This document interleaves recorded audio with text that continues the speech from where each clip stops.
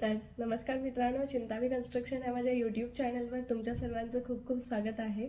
आज आपण पाहणार आहोत, जर तुम्हाला तुमची स्वतःची कन्स्ट्रक्शन कंपनी चालू करायची असेल, तुमचं ते स्वप्न असेल स्वतःची ओन कंपनी स्टार्टअप करण्याचं, तर मग त्यासाठी तुम्हाला कुठली कुठली तयारी करणं गरजेचं आहे ते आज आपण या व्हिडिओमध्ये पाहूयात. तर पहा, सर्वप्रथम जेव्हा तुम्ही हे स्वप्न बघताय तेव्हा नक्कीच तुम्हाला माहिती आहे की कुठलीही नवीन सुरुवात जेव्हा आपण करतो ती जितका पॉझिटिव्हनेस घेऊन येते तितकीच निगेटिव्हिटी देखील तिथे असते. मग ती बॅलन्स करायला शिकणं आपल्याला गरजेचं आहे. म्हणजे कन्स्ट्रक्शन कंपनी जर म्हणाल तर त्यामध्ये जितका पॉझिटिव्हनेस आहे, जितका म्हणजे कन्स्ट्रक्शन सारखी गोष्ट नाहीये. कन्स्ट्रक्शनमध्ये प्रचंड असा पैसा आहे, बट त्यासोबतच रिस्क देखील तितकीच आहे. तर त्यामुळे आधीच सांगू इच्छिते की तेवढा पॉझिटिव्हनेस ठेवा, तेवढी सकारात्मक भूमिका ठेवा की कुठलंही चॅलेंज आलं, कुठलाही प्रॉब्लेम आला तर त्यावर सोल्युशन काढण्याची जिद्द ठेवा. तर जेव्हा तुम्हाला स्वतःची कंपनी स्टार्ट करायची आहे, त्यामध्ये सर्वात प्रथम तुम्हाला लक्षात ठेवायचं आहे, सगळ्यात पहिला पॉईंट म्हणजे मार्केट रिसर्च. तर ज्या एरियामध्ये तुम्हाला तुमची कन्स्ट्रक्शन कंपनी स्टार्ट करायची आहे, त्या एरियाचा तुम्ही सर्वप्रथम एक लोकल डिमांड काय आहे त्या एरियामध्ये तिथला रिसर्च करा, तिथला नीट अभ्यास करा की ह्या एरियामध्ये मला कन्स्ट्रक्शन कंपनी मी जशी स्टार्ट करू इच्छितो तिथे ऑलरेडी किती कॉन्ट्रॅक्टर आहे, त्यांची सर्व्हिस कशी आहे, त्यांचे स्पेशलायझेशन कशामध्ये आहे, ह्या सगळ्या गोष्टींचा नीट स्टडी करा. त्यानंतर तुमची तिथे किती डिमांड वाढू शकते किंवा खरंच त्या लोकल एरियामध्ये तुमची डिमांड तितकी आहे का, ह्या सगळ्या छोट्या छोट्या गोष्टींचा आधी स्टडी करा आणि त्यानंतर पुढचा डिसिजन घ्या. तर आता मार्केट रिसर्च झालं. आता त्यानंतर सेकंड गोष्ट काय, तर सेकंड आपण बोलूयात क्लिअर बिझनेस प्लॅन बद्दल. ओके, तर क्लिअर बिझनेस प्लॅनमध्ये क्लिअर म्हणजे तुम्ही कुठलाही बिझनेस स्टार्ट करताय तेव्हा तुमच्याकडे त्याचा एक क्लिअर असा आराखडा लिहिलेला प्रॉपर असायलाच हवा, की जेणेकरून तुम्हाला त्याची प्रॉपर आयडिया राहील की मला काय करायचं आहे, ते ध्येय तुमच्या समोर असायला हवं. तर सगळ्यात पहिलं म्हणजे तुम्हाला तुमचं स्ट्रक्चर बनवावं लागेल, तुमचं मॅनेजमेंट कसं आहे ते पाहावं लागेल. त्यानंतर तुमचे सर्व्हिसेस, तुम्ही कुठल्या सर्व्हिसेस प्रोव्हाइड करणार आहात ते पाहावं लागेल. तुमची एम्प्लॉयमेंट किती असणार आहे. त्याच्याहून महत्त्वाचं म्हणजे तुम्ही त्या स्टार्टिंगला त्या बिझनेसमध्ये किती फंडिंग करू इच्छिता किंवा किती तुम्ही करू शकता हे देखील पाहणं तितकंच गरजेचं आहे. त्यानंतर सगळ्यात महत्त्वाची गोष्ट म्हणजे तुम्ही जो बिझनेस स्टार्ट करत आहात त्यामध्ये गेल्या पुढील 5 वर्षांमध्ये तुम्हाला कुठली लेवल गाठायची आहे हा देखील तितकाच महत्त्वाचा पॉईंट आहे. सो हे सगळं एका प्रॉपर नियोजनबद्ध असा आराखडा तुम्ही रेडी करा. तो तुमचा झाला तुमच्या बिझनेसचा प्रॉपर प्लॅनिंग. आता क्लिअर बिझनेस प्लॅनिंग नंतर तिसरी महत्त्वाची गोष्ट येते ती म्हणजे तुमच्या बिझनेसचं रजिस्ट्रेशन. सो तर रजिस्ट्रेशन जर तुम्ही तो गव्हर्नमेंटचा कॉन्ट्रॅक्टर घेणार असाल, तुम्ही ॲज अ गव्हर्नमेंटचे कॉन्ट्रॅक्ट घेणार असाल तर तुम्हाला तुमचं लायसन्स काढणं गरजेचं आहे. किंवा तुम्ही नॉर्मल तुम्ही प्रायव्हेट कामं घेणार असाल तर तुम्हाला जसं MSME आहे, देन आधार उद्योग आहे, ह्या सगळ्या गोष्टी देखील तुमच्याकडे असायला हव्या. तुमच्याकडे तुमचं GST सर्टिफिकेशन असायला हवं. सो ह्या सगळ्या गोष्टींचा देखील तितकाच गरजेचं आहे जेव्हा तुम्ही एखादा नवीन बिझनेस स्टार्ट करताय. आता चौथा पॉईंट येतो तो म्हणजे फायनान्स, की तुम्ही जो बिझनेस स्टार्ट करत आहात तो किती लेवलपर्यंतचा आहे, त्याला किती जास्त एक्सपेन्स लागणार आहे किंवा त्याला तुम्ही एकतर इन्व्हेस्ट करणार किंवा एकतर बँकमधून लोन घेणार, राईट. तर मग तुम्ही इन्व्हेस्टर पाहत आहात की तुमचा बँकेचं लोन तुमचं अप्रूव्ह होणार आहे, ह्या गोष्टी देखील तितक्याच प्रमाणात तुम्ही विचारात घ्यायला हव्या. तर पाचवा आणि महत्त्वाचा फॅक्टर पाहूयात तो म्हणजे इन्शुरन्स. तर तुम्ही म्हणाल की इन्शुरन्स का गरजेचा आहे कन्स्ट्रक्शन कंपनीमध्ये. तर पहा, कन्स्ट्रक्शनमध्ये आपण आपले वर्कर्स असतात. पहिली गोष्ट तर कन्स्ट्रक्शन कंपनीमध्ये जितका पैसा आहे तितकीच रिस्क आहे. सो इन्शुरन्स असणं आपलं खूप जास्त गरजेचं आहे आपल्या कंपनीचं. त्याचबरोबर आपले जे वर्कर्स आहेत त्यांची सेफ्टी बघणं किंवा त्यांचा देखील इन्शुरन्स असणं हे नक्की गरजेचं आहे.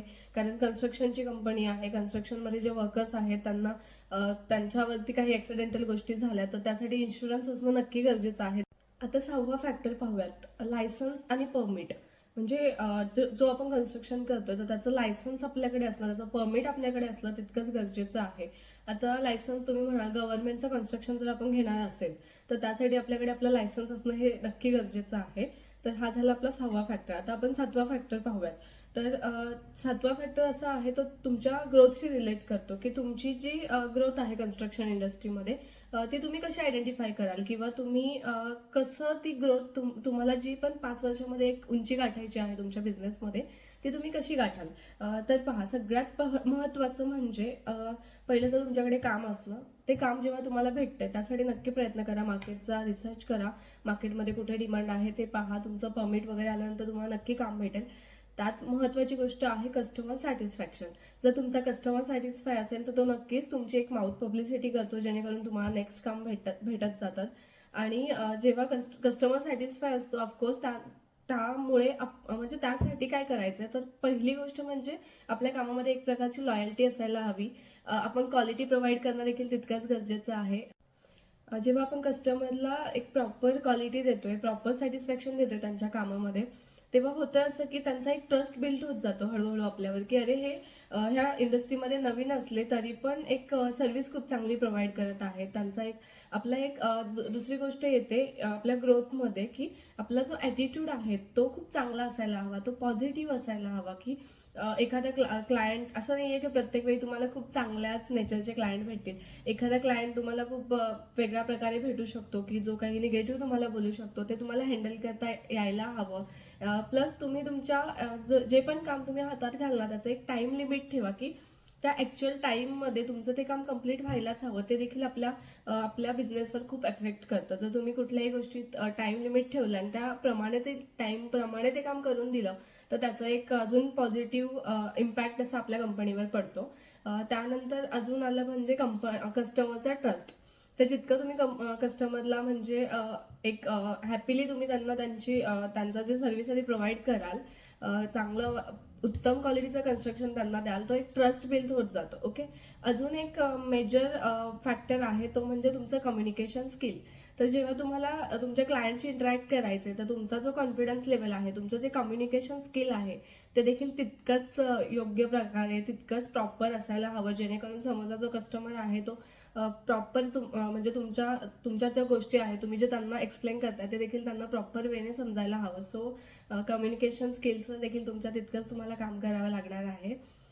त्यानंतर आहे की सर्वात लास्टचा फॅक्टर, माझा 8वा फॅक्टर आणि एकदम महत्त्वाचा फॅक्टर म्हणजे की जे स्टार्टअपचे तुमचे इयर्स आहेत स्टार्टिंगचे. ओके. म्हणजे जेव्हा तुम्ही स्टार्टअप करताय, फॉर एक्झाम्पल तुम्ही 2024मध्ये तुमच्या बिझनेसचं स्टार्टअप करताय.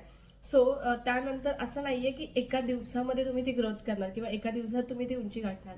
सो ज्या लेवलला तुम्हाला जायचंय त्या लेवलला जाईपर्यंत ना खूप सारे चॅलेंजेस देखील तुम्हाला येणार आहेत. तर ते चॅलेंजेस तुम्ही कसे टॅकल करताय, ते प्रॉब्लेम्स जे आहेत त्या प्रॉब्लेम्सवर तुम्ही कसं सोल्युशन काढताय, ह्या देखील गोष्टी तितक्याच महत्त्वाच्या आहेत. सो त्या सगळ्या गोष्टींचा विचार करा. आता तुम्ही म्हणाल की स्टार्टअपमध्ये चॅलेंजेस काय काय येतात.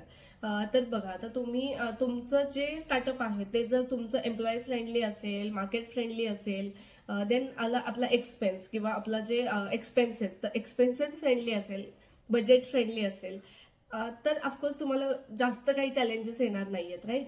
तर मग ते चॅलेंजेस आधीच कसे कमी करायचे आणि जर इफ इन केस प्रॉब्लेम्स आलेच तर त्यावर सोल्युशन कसं काढायचं हे जर तुम्ही शिकलात ना तर तुम्ही तुमच्या बिझनेसमध्ये तुम्ही जो स्टार्टअप करताय त्यामध्ये नक्की तुम्ही ठरवलेल्या टाइम लिमिटमध्ये तेवढी ग्रोथ करू शकता. अजून काही आजचा व्हिडिओ कसा वाटला हे सांगा आणि अजून काही तुम्हाला स्टार्टअप बद्दलचे काही क्वेश्चन्स असतील तर ते मला कॉमेंट बॉक्समध्ये सांगा. आपण त्यावरती नक्की बोलूया. थँक्यू.